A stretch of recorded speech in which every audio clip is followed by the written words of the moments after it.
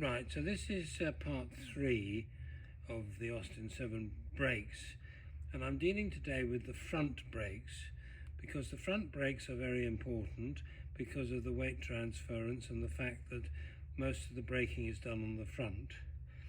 So with this particular car, it's been converted with semi-Girling stub axles on the front, and it's got Ulster style dropped radius arms which go down here and a dropped axle as well.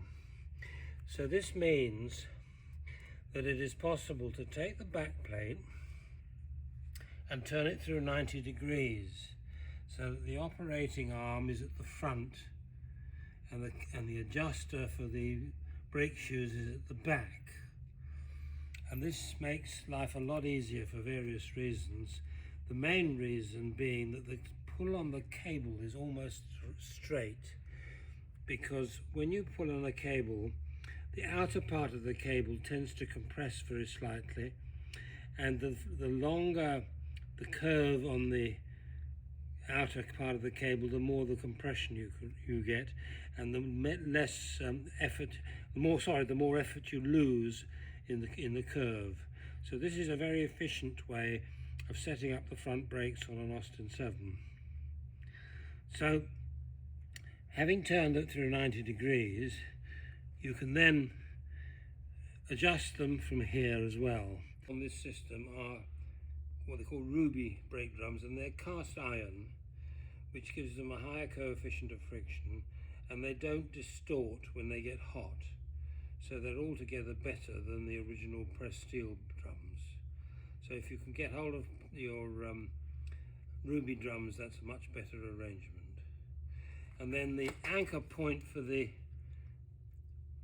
outer part of the cable is bolted through the back plate here with a little bracket, so that it is anchored there and it can't move. So that gives you a nice sturdy anchorage there. So that's basically how you set up the front brakes on an Austin 7 with semi-Girling arrangement. Thank you very much. Right, so these are semi-Girling brake shoes for an Austin 7, and what you have to do with these is you have to take a straight edge from the operating point here, which operates the shoe in and out, and also take it to the point at the top of this curved piece here, which locates the shoe in the position in the drum. So what you do is you take a straight edge, take it to the top of that arc, and then you scribe a line down here, all the way down there, and then you cut all that section off with a hacksaw, and you polish it. So you've then got a dead straight line between here and the operating end of the brake shoe, so that makes them fully floating.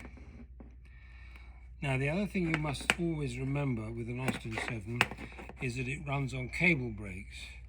Now cable brake shoes are designed to have a different coefficient of friction to hydraulic brake shoes, and hydraulic brake shoes run at a much higher pressure than cable brake shoes. So you've got to get the right type of shoe material on the back of the brake shoe to operate efficiently, and that applies also to the rear brakes as well as the front brakes.